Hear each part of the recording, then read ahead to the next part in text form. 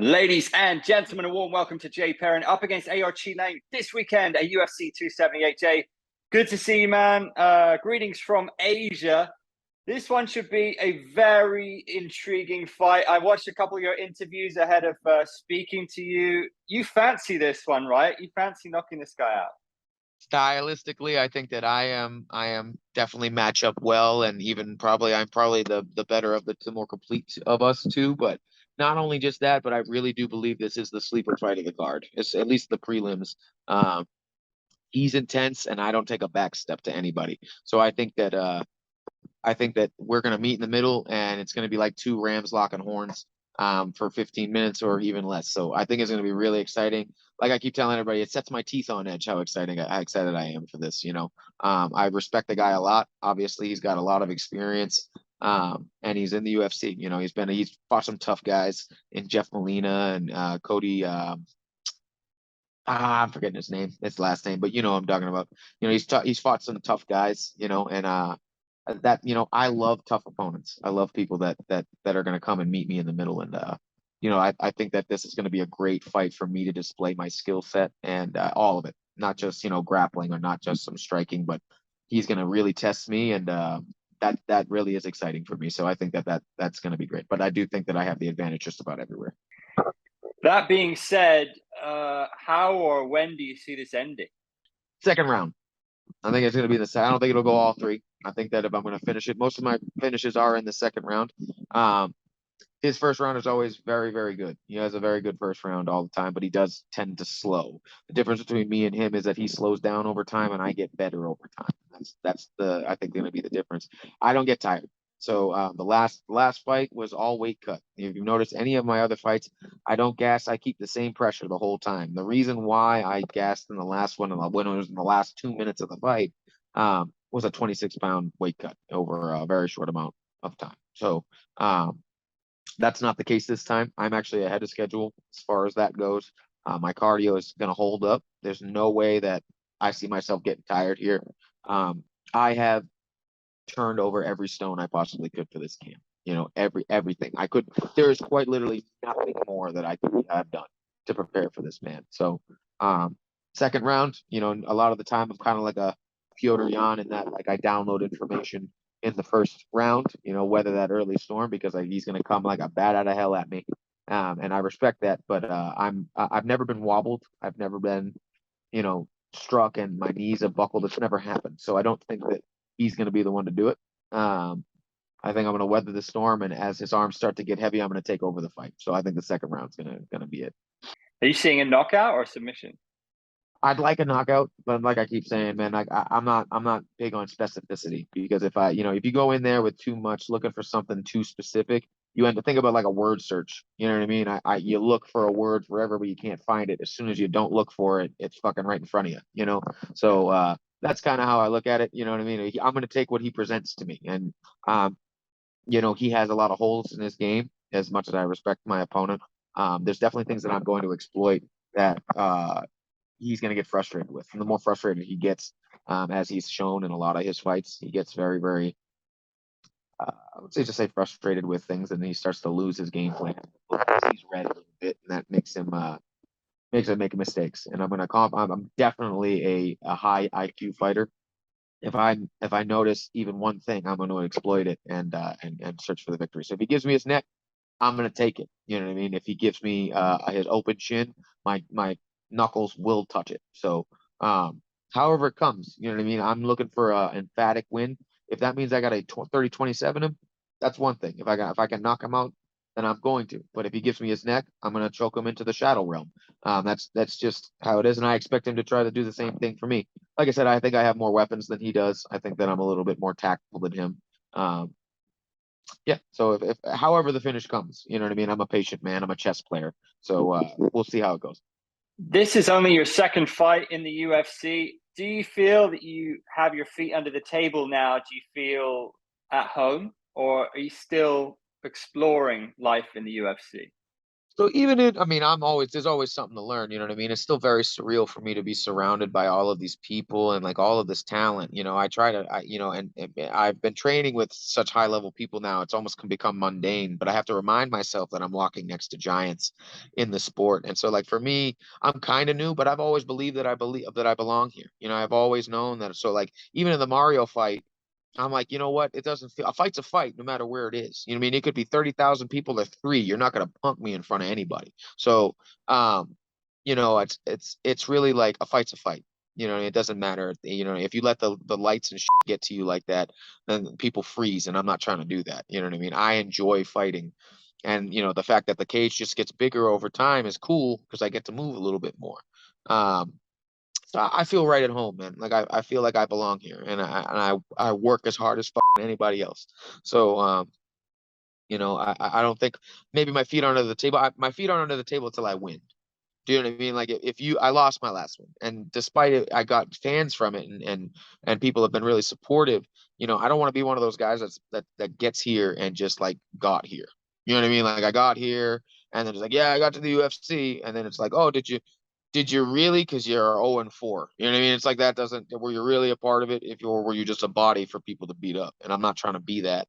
So until I win, I'm not going to say that I'm fully under the table. Once I get that victory, which is going to be on Saturday, in emphatic fashion, then I can say that I'm actually a part of the UFC, and then I can say that I've had success in the UFC. It's one thing to get here, is another thing to stay here. You know what I mean? So that's the goal. And until that happens, I won't be satisfied with saying that I am here.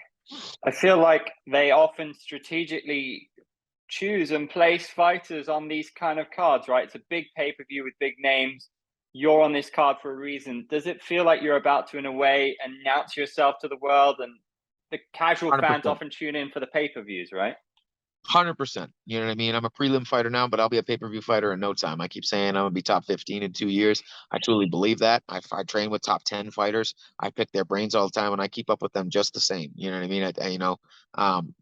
Being where I am, I've noticed the measuring stick of these great athletes, and then these, like I said, the giants in the sport. And the gap is not as big as you'd think. You know what I mean? It's not, the gap in skill isn't as large as you'd think it'd be. So,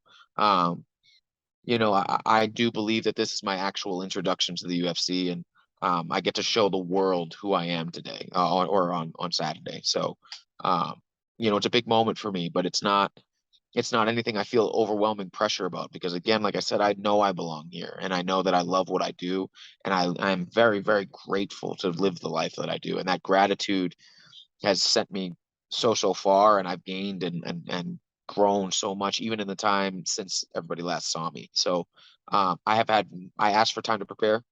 They gave me time to prepare. They gave me plenty of time, and prepare I have.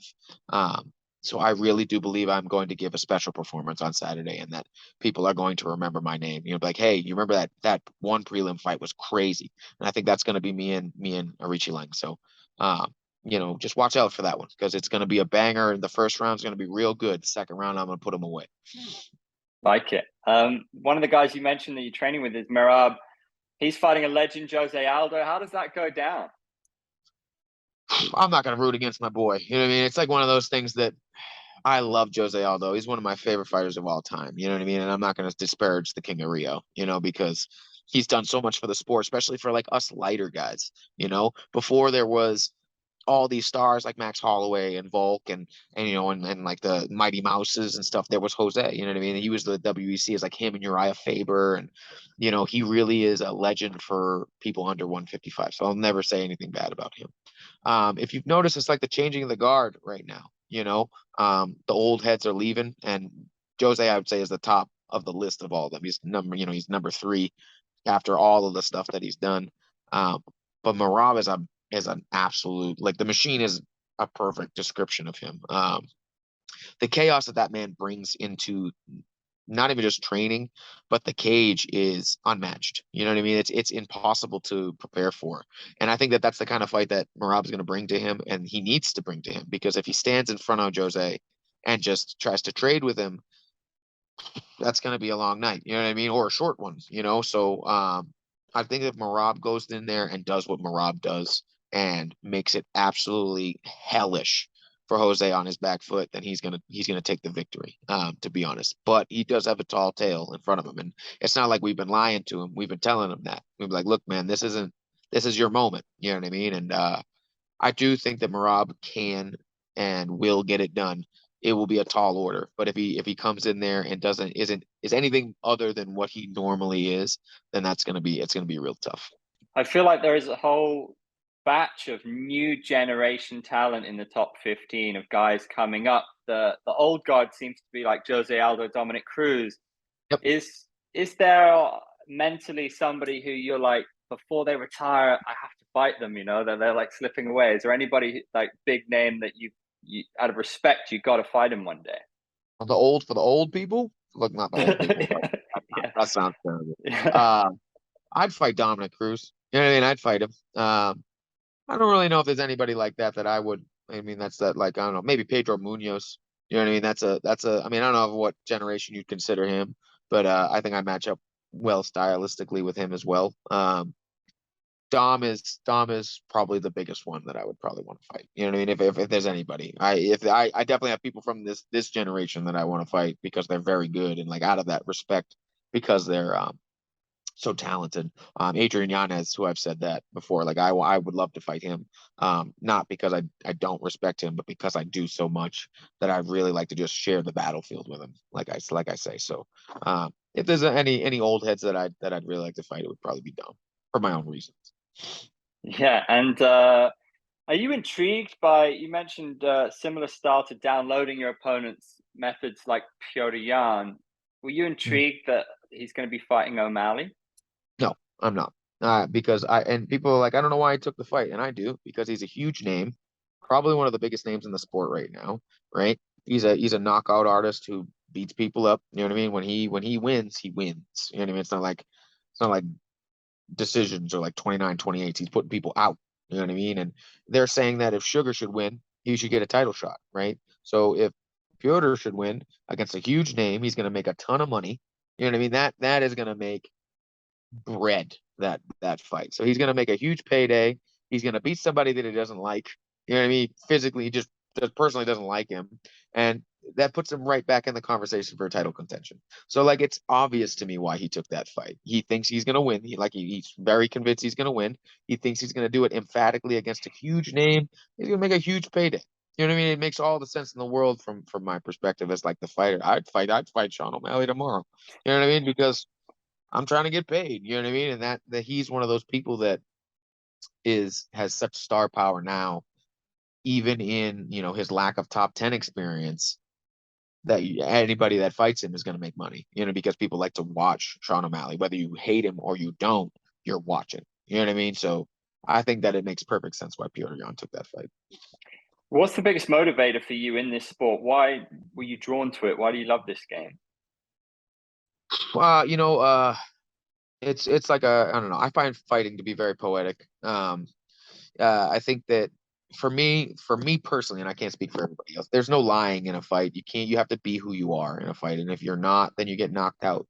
And it's like it's expressing yourself as who you are in like your rawest form. And for me, I've struggled with my mental health, you know, since I was a kid. And so like this sport from a young age, I'm much better now. And I still have my struggles, but this sport in a time when I didn't know if I'd make it. You know what I mean? I didn't know if I'd make it I thought I was gonna die before I was 24. You know what I mean? Like I thought I wouldn't be here. And this sport set me free. It lets my chains come undone and I'm allowed to be myself for 15 minutes, if only, you know, like when people say you have to get through 15 minutes, for me, it's I only get 15 minutes. I only get 15 minutes to be myself. And that means the world to me. You know what I mean? Money, I don't care if I'm like a rich man. I would like to be, obviously, but I don't need that. I need the release of that. It did set me free from the pain of the world that I felt at one point.